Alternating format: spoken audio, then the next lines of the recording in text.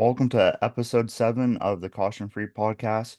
Uh, this week we got our first guest, the Joker, Blaze Myers. Runs a rush sprint car in Western PA, and this year he's going to be driving a 410 wing sprint car around the area. Um, so to start out, Blaze, what made you get into what made you get into racing?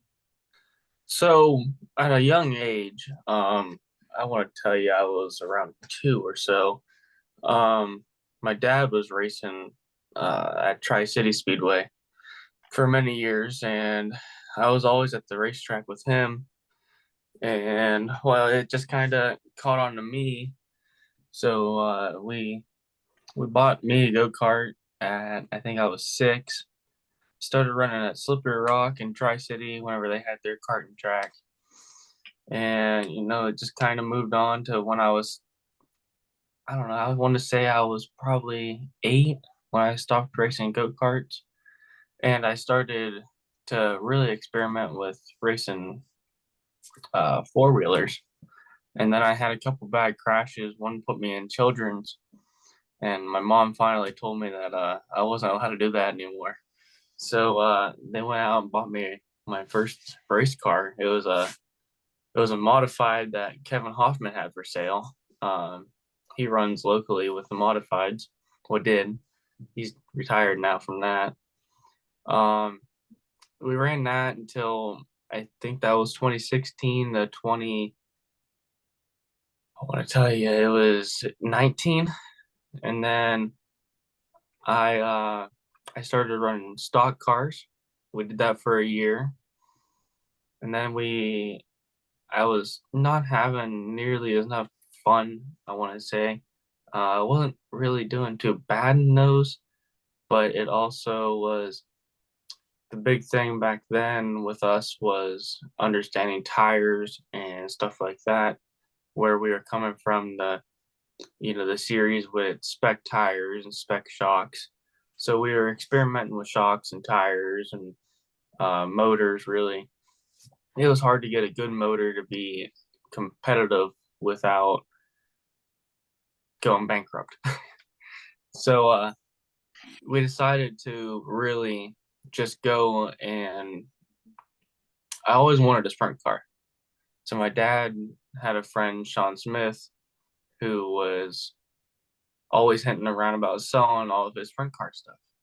So then dad finally, I guess, had a secret meeting with him. So he said, and he actually bought me his sprint car and all of his stuff. And it was a surprise to me because we were actually going to go to Lernerville, and Sean had texted me and said, "Hey, we're going to go and test. Do you want to run my car for a couple laps?" And I was like, "Absolutely." And so we went down to Lernerville, and we went to go and push out for, I think it was the first set of hot laps, and it started raining. So they called back, and we waited a couple of minutes, and we tried to go again. Well, this time we went up and it was really raining. So they canceled that test that night. And when I got back to the trailer, I climbed out of the car, and dad just reached out and shook my hand. And I just didn't think anything of it. And I shook his hand, and dad said, uh, "What do you think of it?" And I was like, "I like him." And he goes, "Good, because it's yours." So it was kind of a heartfelt moment there. And to run, to just be given the opportunity to do that from my dad is cool. Um, it's it's amazing to think that he's willing to do that for me. And so we started to slowly build our sprint cars, um, our operations with buying new parts and whatnot. And my first year sprint car racing, I didn't really know much about it, and so I didn't even really tear the car down that year because I didn't want to screw anything up because I knew he was always good in that car. So I pretty much just had the body redone and had a new wrap put on it, and that's the way it was. And throughout that year, we were struggling with trying to run all of his setups, this didn't feel comfortable for me. And eventually we started really just experimenting with my own setups, and I was actually bringing stuff in from the modifieds. And it seemed they really work. I was running stuff nobody else was, setup wise, and it was working for what I liked, especially when we went to Sharon or places like that. We were consistent, and we would be really good on the bottom of the track. So we started really just dialing in those setups and letting them run pretty much everywhere we went with a little bit of fine tuning here and there. And at the end, and I want to tell you, it was September. We got our first win. That was the first year in the sprint car. So I think that was 21. And then we moved on to the 22 season with the Joker scheme, and I decided to buy everything on the car brand new. So then I was experimenting with trying to learn how to put the sprint car actually together. And so that was a learning curve itself. It was just trying to really, try to understand what measurements do what and kind of put it together without, second guessing myself really. So it was a lot of studying, and it was just a lot of work to get to the point that I wanted to be. And then we decided to go with the Joker scheme. I seen a car on Facebook one time. It was just like a preview of a wrap that this guy was just kind of playing around with. And I've never seen another car like it in person. I have seen, now that I have the Joker, I have seen a few others pop up, um, that people show me. But then in that 23 season, though, we started off going down to Tyler County in West Virginia, and the car was just immaculate. I couldn't ask for a better handle and race car that night. Um, we were able to run right up on the wall, um, and win that night, first night out. So that kind of set the pace for the rest of the year, and we started to really experiment with running the wall more, trying to get more comfortable with the wall, because that's a lot of the times around the tracks here. It's a lot of times it's up on the top, or um, you know, it's really like you go to Lernerville, and they usually have a huge cushion. You go to Sharon, you have the wall. Uh, I mean, everywhere you go around here, it's either usually so slicked off that you're running the top because that's the fastest way around, or you're running the top because it might be the smoothest way. But yeah, this year was a little rough at the beginning. We didn't come out winning. We didn't really set anything high either. We weren't even planning on running a whole lot.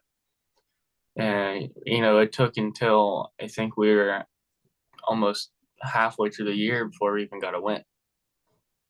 And as a driver, it's kind of hard to do because you're relying on, especially a small funded driver, you're relying on that money to, help you buy tires and fuel, and so it's kind of hard to keep racing whenever you're like, man, this sucks. But it's it definitely, whenever I started winning this year again, we went to, I think we ran Lernerville one year, or the one day, and we ended up winning. I think it might have been the sprint car spectacular that night, and it was a pretty amazing show because I was running the top more than I ever was before, and then finally it bit me. I got the front stretch wall, but luckily it was like 2 laps to go. We ended up folding the wheel and breaking a mud cover, but we did finish, and we went on to like the next race, and it was Sharon. And I'm like, it'd be cool to win. No, was it Sharon? No, it was Hummingbird. Sorry, we went to Hummingbird for the first ever sprint car race there. So we went down there and it was a new track, never been there before. So we didn't really know what to expect. I was talking to a bunch of different friends that run stock cars there, E-mods there, and they were kind of giving me ideas of what it was like. And I took that most of that week and I was really watching videos of how it raced. And we got down there, and in the videos, it all looked relatively big. Well, when you got down there, it was pretty small. So you get down there and you're like, well, what do I do now? Do I change something? Do I just leave it be? And I just kind of let it be. I didn't touch anything. I'm like, I'm just going to try it. When we went out in heat race, and I think that night we ran, I want to tell you, second in the heat race. And we went out and we started, I'm pretty sure we started third, no, second in the feature. And we jumped out to the lead and we just never looked back. It was a good night that night. We actually made history being the first sprint car driver to win there. And so it was a pretty cool moment. And then we went to Sharon a couple weeks later and we captured a win at Sharon, which that was also pretty cool because it was my first three in a row that I've won. So we were pretty excited about that. And then the rest of the year kind of was falling off. I mean, we weren't having any luck. We were running third, second, some close races, but we weren't on top, and we couldn't figure out why. We didn't know if it was just our luck was over, or what was really going on. And we had a couple of really close battles with Chad Rollman, and we were shy a couple car lengths at most sometimes. And so I actually had the opportunity to, drive at the end of the year. Ted Hall called me and asked me to drive his car over at Mercer's Little Guy Nationals. And I said, sure. And, knowing that I had never looked at that car close or um, sat in that car or anything like that. I'm like, I need to come up and make sure I fit in the car and make sure we don't have to change anything. So I went up to his place and we went ahead and I jumped up in the car and I was like, hey, it's almost like it was made for me to drive. Everything fit good. So I said, I'll see you over at Mercer. And, so we went over to Mercer and we were, I don't know, I think it was Friday night, the first night of Little Guys. And they started yelling for sprint car hot laps. And we were just kind of all looked at each other. Like they told us we weren't getting hot laps until tomorrow when we have a week race. Well, it turned out that there's a couple other guys there that kind of were complaining that they wanted hot laps. So I ran down, jumped in my fire suit, got ready. My dad, my girlfriend, they just pushed the car out. I just jumped in it and we went out. We didn't set air pressures. We didn't do anything. And we went out. We ran it just for a couple hot laps. And I came back in and Ted asked me how it felt. And I was like, good. And I said, it has way too much gear in the car. And he said, well, we can adjust that. So let's see, he came home. We stayed over there. And that next morning, we unloaded the car and I started changing gears. And Ted wasn't there yet. And he showed up and the car was pretty much all done. All we had to do was put tires on the car at that point. And he asked me if I changed gears, and I told him, yeah, we changed them. I said it was way too steep, but the car didn't like it. And we went on to that night. I think we ran second in the heat race and ended up winning the feature over John Mullock. That was a pretty cool night to just jump into somebody else's car and be able to win with that car. But Stampede didn't go nearly as well. I think we ended up, I want to tell you, second or maybe third. I can't remember, but it wasn't a win, so I don't remember. But yeah, that was, you know, pretty much the wrap about my racing. It's been a cool thing that happens, and to be given the opportunity as I have been to drive all the different cars I drove this year. Randy Wyatt let me drive his Ford 10 Sprint car a few times at Tri City and once at Sharon, and I was able to. I think we ran Tri City. I want to tell you 4 or 5 times. And when the Fast Series came to Tri City, I was able to actually win my first heat race there. So it was pretty cool to have a bigger series come in, and I was able to win the heat race. Um, I even think I went fourth quick overall that night.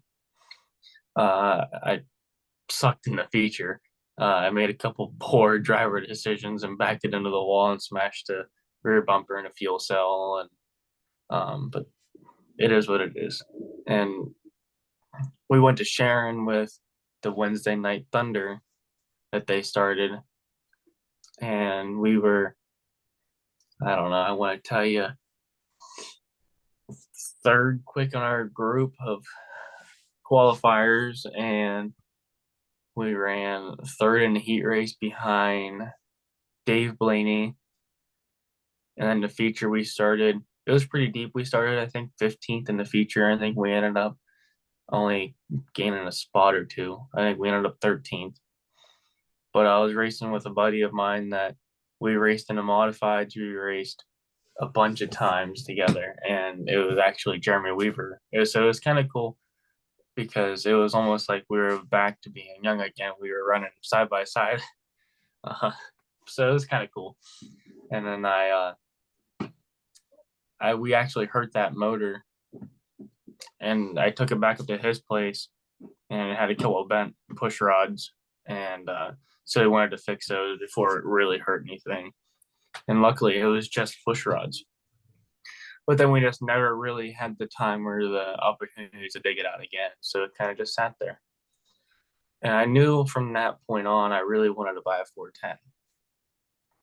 So this year, at the end of the year, Dad decided to we'll sell my car and we'll go out and buy a 410. So we ended up buying a 410. So now I'm slowly starting to really focus on, shocks and tires again, just like I was back with the stock car. So it's different now. I have more understandings about sprint cars and know how they really work now to be able to, you know, buy this or put this together. So hopefully we'll be able to do okay with it. Our motor isn't, it's not the best motor, but it's also not the worst. So we're gonna be able to, you know, we're gonna run. Probably, I'm gonna tell you, we're gonna be competitive, but we're not gonna be up front as much as I want to be. But hopefully, it's just, my main goal when I show up to the race is just to load the car back up in a trailer. So that's what we're gonna do. Um, whenever I'm gonna be running for Ted in his rush sprint car full time, so I'll be running the whole series with him. And whenever I don't have a series race, we'll dig out the 410 and go play with it too. Yeah, I was gonna ask like kind of what the schedule or like the plans for this year was gonna look like and stuff. And uh I've been asking my dad because uh well, for people that don't know, my dad and Blaze's dad are cousins and stuff. And but like just talking to him, I was like, I wonder how many times he'll be getting it out and stuff. And that, and my dad was like, I'll probably just as much as he can with running a rush deal and stuff. And but yeah, I'm pretty excited to see how well you do in the 410, with seeing how you improved with the limited starts you've had in 410 so far.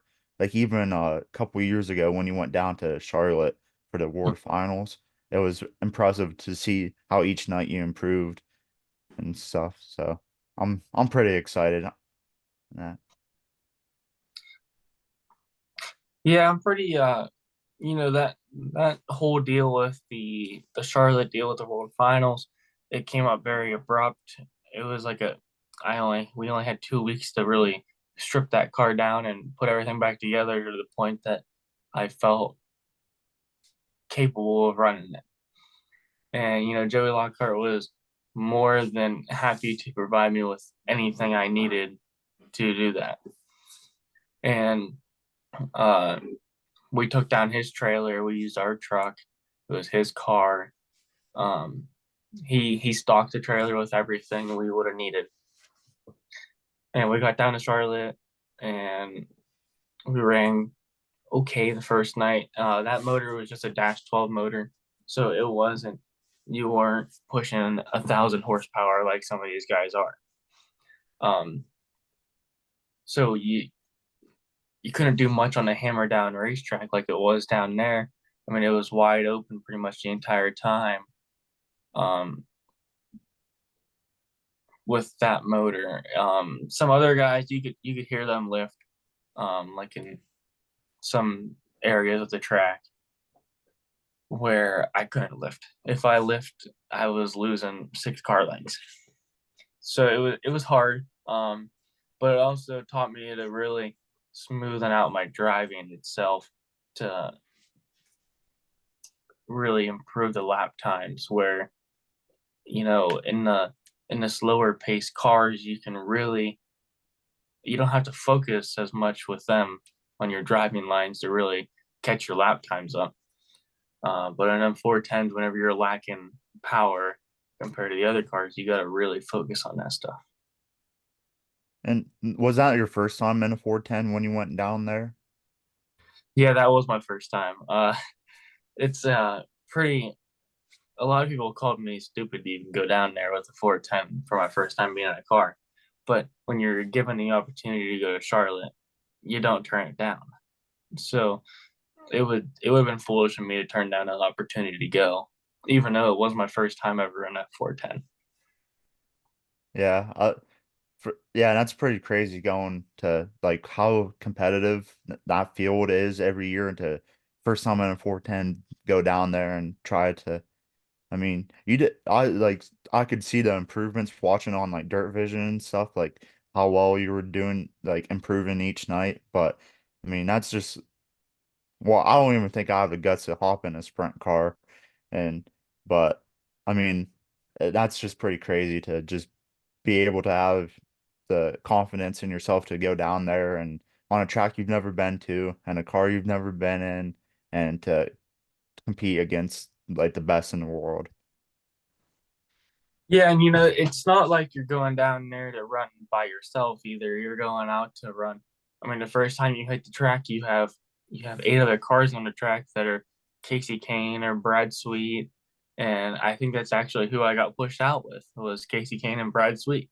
So whenever you're on the track, and next thing you know, it's like, oof, you just see a you just see a blue blur go by you, and what next thing you know, it was Brad Sweet. It's like, wow, I wonder if I can follow him. No, you can't do it.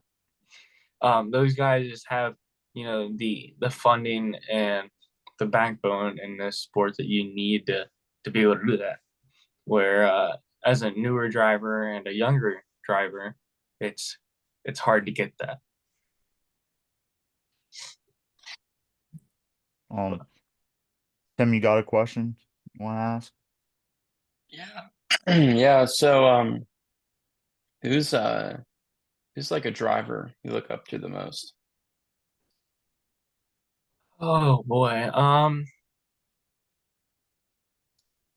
If I would have to say like a famous driver, would probably have to be I would oh I don't know. I don't know who my favorite would be. Probably Kyle Larson. And the reasoning being is he can no matter what, you can always count on him because he's hopping out of the 410, he's going to a late model or he's going to the midget. He can run such a different caliber of cars where I feel like I was always able to do the same thing where whether I was driving the modified or the stock car or the sprint car, I was always smooth and even though I wasn't relatively sometimes fast, It was just that I was smoothing. I was, consistently learning.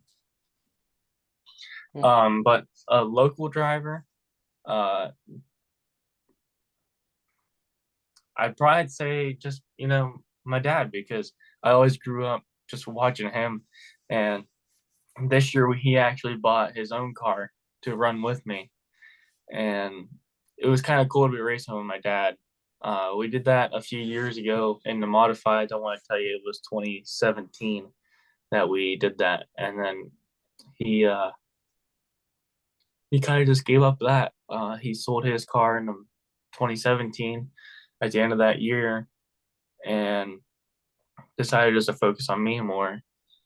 And so then this year, whenever I started, I really started to try to fund my racing more myself, um, with working more. And he ended up buying his own car because he figured if I was getting, close to like the points lead or anything, and anything happened, I could always just steal his car.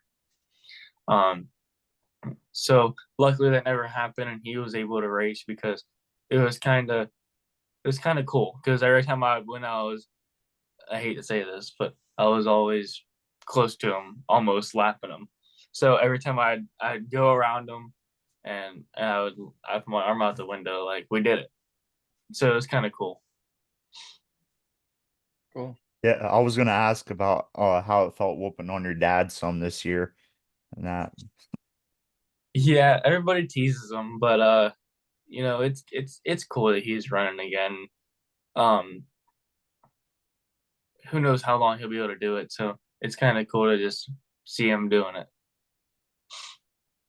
A lot of people tease him that he's hot lap fast because he goes out and he's good for about 3 laps and he fades off.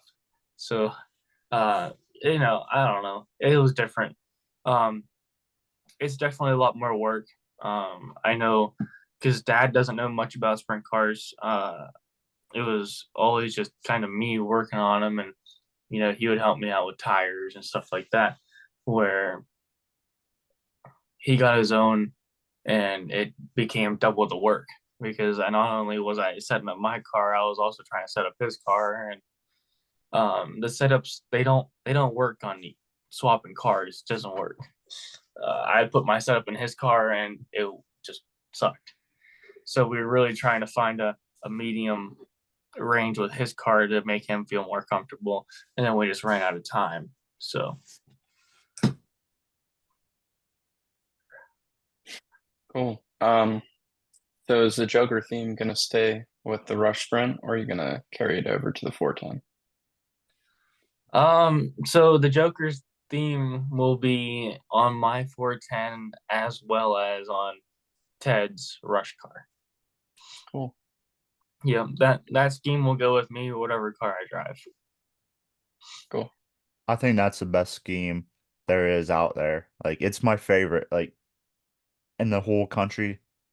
Hands down, I think it's probably my favorite. I was thinking about it last night. I'm like, it's just so nice, and I just can't think of one that I like more. For some reason, it's just the purple and the black and the green, and then you got the Joker on the side. It's badass. Yeah, everywhere you go with that car, everybody's taking a picture of it or they're pointing it out. And Chris McCool always does a fine job with picking out what colors to use where and really design the car because one thing I learned about Chris is he hates a messy race car. Um, a lot of guys just kind of put sponsors wherever they can, where Chris really takes the time to organize and put them where he think looks best. And that's what I like about Chris. And I've used him the last few years here, and he's always done a phenomenal job.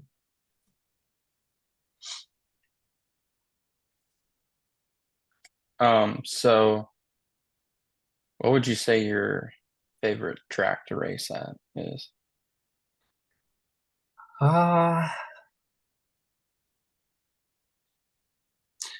yeah, I would probably have to say Sharon, just because I've gotten so comfortable at running a wall more, and I'm really able to test my limits there because I feel like I'm one of the smoother drivers that there is, and whenever I go to Sharon, it's almost like I picture myself, I still have a foot to the wall. Where when I get out of the car and I'm watching the video, I really got a couple inches that I'm playing with. Um, but it doesn't seem like that in the car because that's just where I'm comfortable enough that I feel like I'm not gonna hit the wall. I might be close to the wall, but it's fast, and that's where I wanted to be. Um, I have everybody's done it. I have hit the wall. Last year we hit the wall pretty hard coming out of turn 4 and we broke the Jacobs ladder. We ripped the torque tube out of the car, busted the drive shaft. Um, it was it was hard because we were running third and gaining on second, where I feel like we could have had definitely second, maybe close first. But it is what it is. You have nights like that. What's one of the bucket list tracks that you would like to race at someday if you get the chance to? I've always wanted to go to Eldora. Um, it's just so big that it would be cool to go because number one, you have all these different dirt tracks, but nothing speaks its name like Eldora. You tell somebody you're going there, and everybody knows where it is. I mean, no matter what, that track will always be something special. That's definitely one of the bucket list tracks. So So you talked a lot about your wins. What would you say your biggest win is though for you? huh, my biggest win, I would probably have to say in the 22 season at Lernerville Steel City Stampede would probably have to be the biggest. Um, we we really were experimenting with stuff then too. We started to play around a little bit. That's kind of what started off, really running the top. The top didn't play in the fairness that night though. Usually Laravel's run around top and you drive until you make a mistake or somebody slides you and it's over. But actually it was like 2 car lengths off the bottom.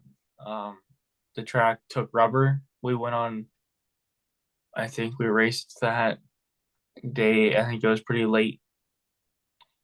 The track took rubber and I didn't really notice it until we were actually getting ready to lap cars and they were all running in the rubber. And so I'm like, what are these guys all doing down here? Because usually they're trying to run our lane. Well, then I figured out that I was the only one on the top. So we went down to the bottom and we ran that lane of rubber for the last, I want to tell you, 6 or 7 laps. And we were able to win that night. It was definitely a pretty cool moment. No weed. We went months without wins. It was hard, but no matter what, you just push until you think you can do it again.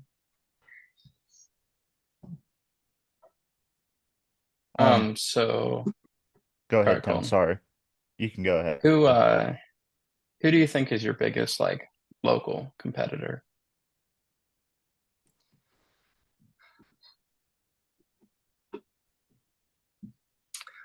You mean as in like the rush car? Yeah, we'll say Rush. So right now, like the biggest competitor I had the last couple of years was, um, there's actually a couple. I mean, if it wasn't me winning, there was only 3 other guys, and that would have been, you had Chad Rollman. I think the last 3 years, he's been the champion. Um, Gail Ruth Jr. He's always been really good. He's won, you know, so many times that I can't even tell you whenever I've been racing. Uh, then you have John Mullick who only comes around.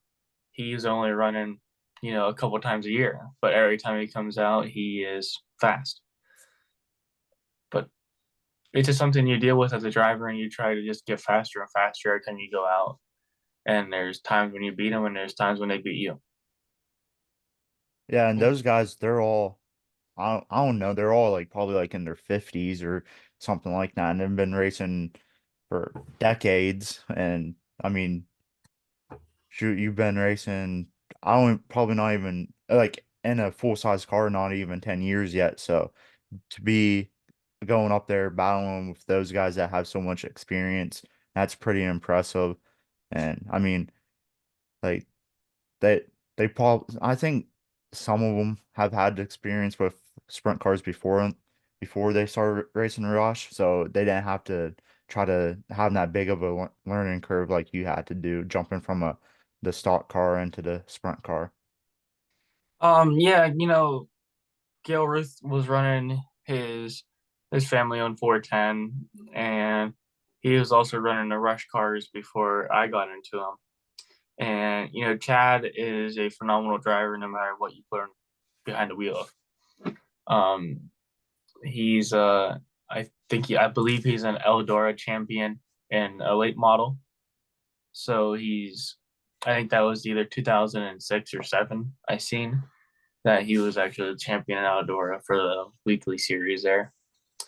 And um, John Mollick was playing around with. He was always in the crate late models, or he was in a super late model, or the big block modifieds, and then he even tried with the 410 experience a little bit, a couple times one year.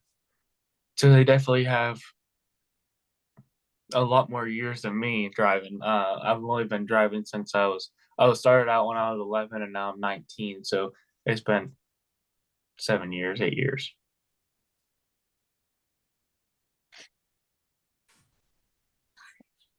Colton. Um, so a couple of years ago, I remember you were trying to find sponsors to maybe run a car for the Chili Bowl. Do you think like so obviously Chili Bowl is something you want to do some at some point. What are some of the other things that you want to try to race um as your racing career progresses? Um, you know, I wanted to go to the Chili Bowl, but every year that I watch it, it kind of fades on me because it's like, do I really want to go? I mean, it's just the badness of the Chili Bowl. I mean, it's the biggest race of the year. Um, they have 370 some cars. You're racing, you know, back to back to back because you missed two spots in your heat race. And then you're way back. You're starting at 8 a.m. Saturday morning to race until whenever you can. Um, it's kind of something that's kind of fallen off my list actually because it's just such a big race that I feel if you go there, it's not a big enough track to really maximize your options. I mean, you're not able to really. I mean, if one person misses their lane and you're right above them, it's done. And with the curb they have on the inside and the track being so narrow, it's it's not really something that's really interesting me anymore. So it's kind of hard to say that because I always wanted to go and just give it a try. And I'm not saying I wouldn't do that if I was given the opportunity because I mean it's Chili Bowl. Um, so I'd love to go if given the opportunity, but we'll see. Maybe one day.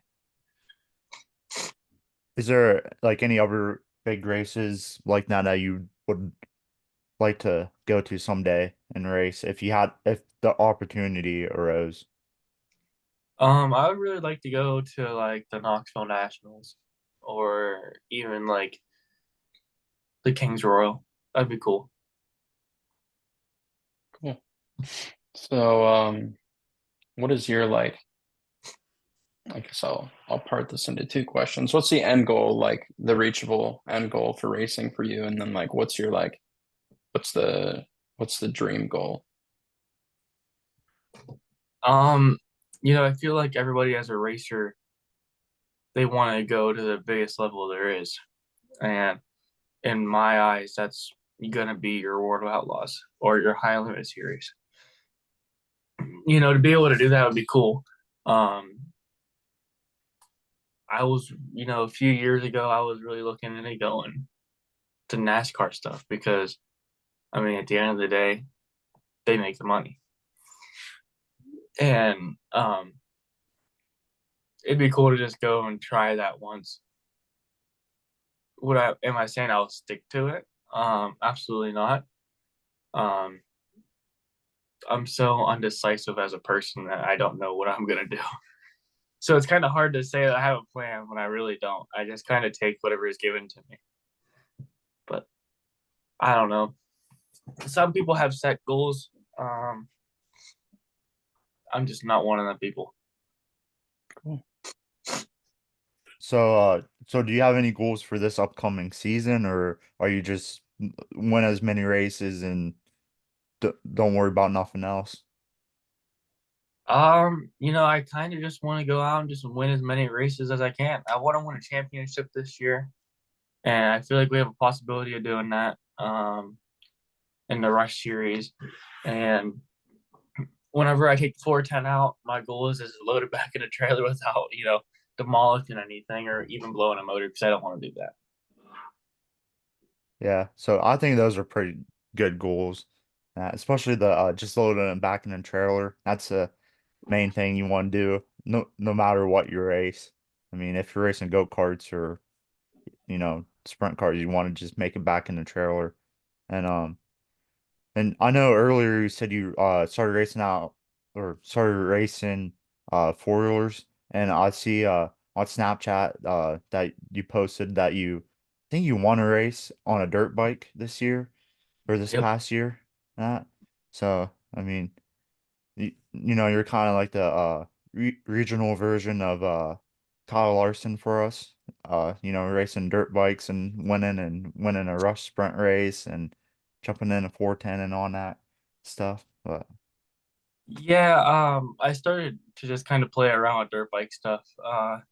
My buddy actually tried to get me to go to an A-Works race a couple years ago, and I took my own bike, and we ended up finishing like third.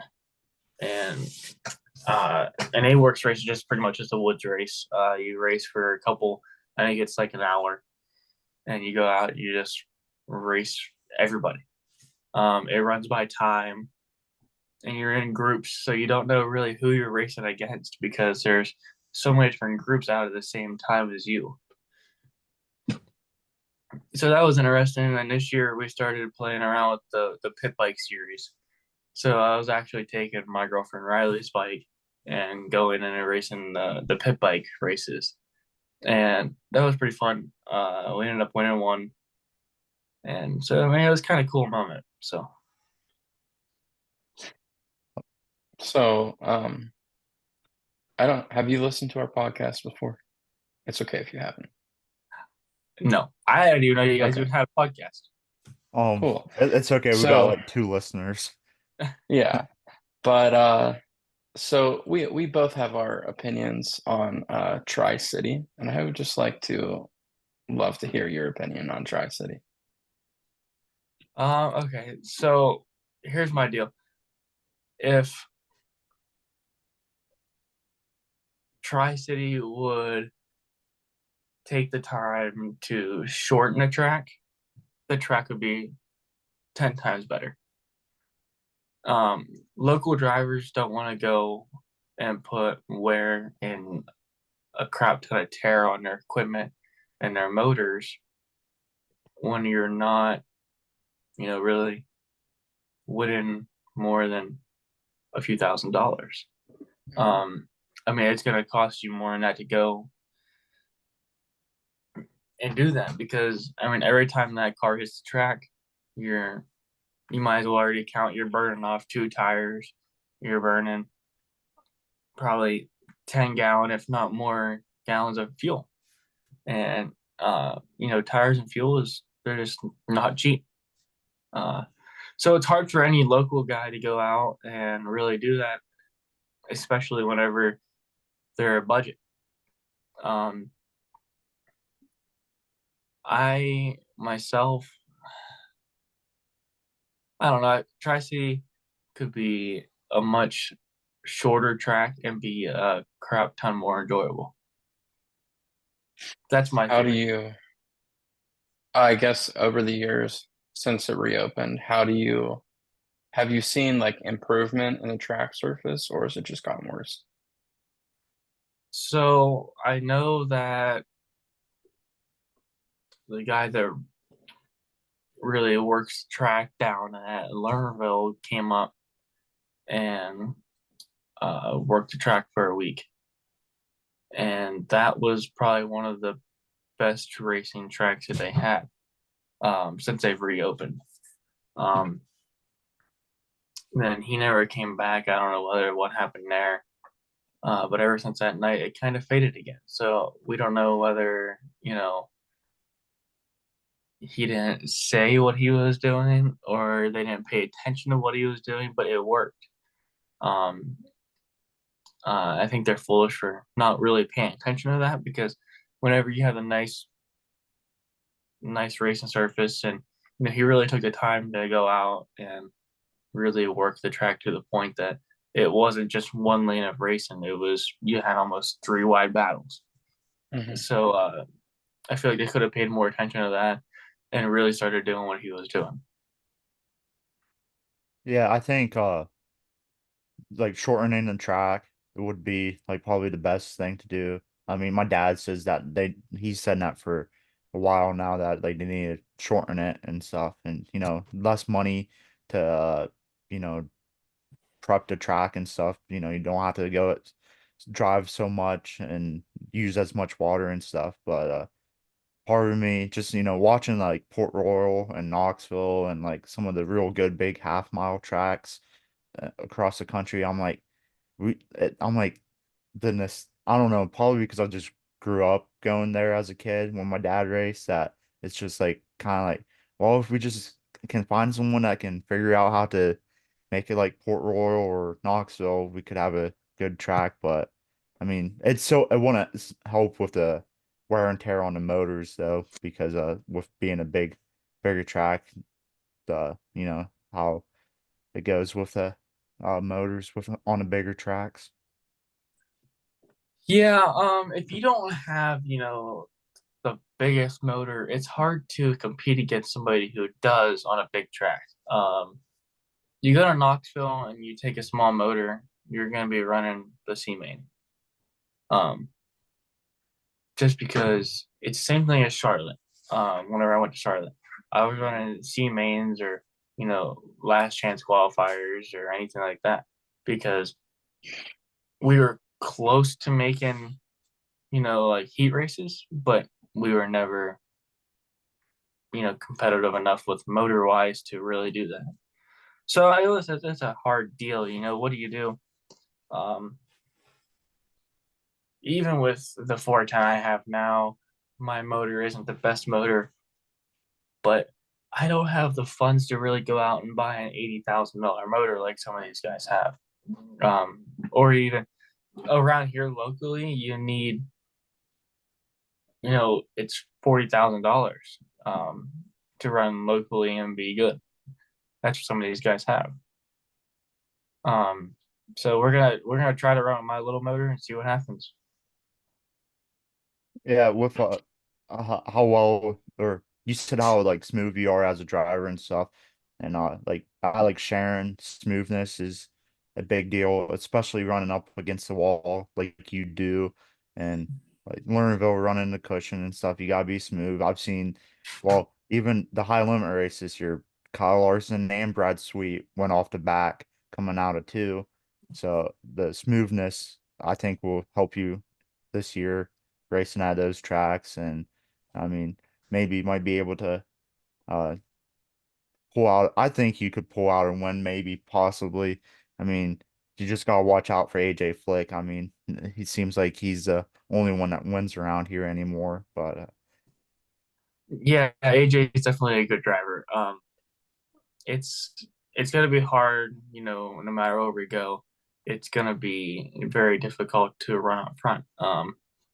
But what we're really looking for is just consistency and just trying to kind of learn with different shocks and tires and um, really just experiment with the wing stuff. And we also plan on running a couple of Boss wingless shows. I like to go to Mercer whenever they're there. If they're there this year, I'm not even sure. I'm pretty sure they are. But so we want to kind of play around with like the wingless 410 stuff as much as the wing 410 stuff. So we'll see what happens. Whatever comes about, we'll hit and we'll see. So, what's some of the series that you like to watch, like sprint car wise? Do you like that you like to watch it kind of maybe like learn some stuff, and like just see how different drivers drive and maybe try to use some stuff that you can see and incorporate it into how you drive. Yeah. It's kind of I don't really have a particular series in mind. If there's a sprint car race, I'm usually watching it. Um, I know, like when I'm on YouTube, I'm always watching T-Mez. He's always kind of telling you what he's doing to the car. Um, if he's putting a turn in here, if he's moving his wheel in. So I mean, he's very honest about his car setups, and he always has, 5 different cameras on his car showing, him or even in front of him or behind him. So it's cool to watch him and be able to see like how consistent he is, and he's able to jump from, I feel like almost every week he was running a different car. He was running somebody else's, and as much non-wing experience he has, he's also competitive in a wing car, and that's what I like about him. Cool. That's all I got. Yeah, I mean we've had Blaze on for about an hour, so probably should let him go. I think you have the Rush Series banquet tonight. I think I saw they had on Facebook. It's tonight. So Yeah, I have to go pick up my 410 body here in, I don't know, I think 30 minutes, and then I got to get ready to go to the banquet later on. yeah, so we'll let you go then, and uh hopefully maybe at the end of the year we'll talk to you again and see how uh talk about how well you did, and you know we'll let you go so you can have fun at the banquet and stuff. So uh yeah, and that's about it. So like, comment, subscribe, rate 5 stars, whatever, you know, you watch it on or listen to, and just, go buy some Blaze Myers gear, and that support is racing. Yeah, I'm gonna work on getting some more merchandise, and we'll definitely have her stocked up. Cool. Thanks again. Yep, thanks. Yep. Yep. Thank you guys.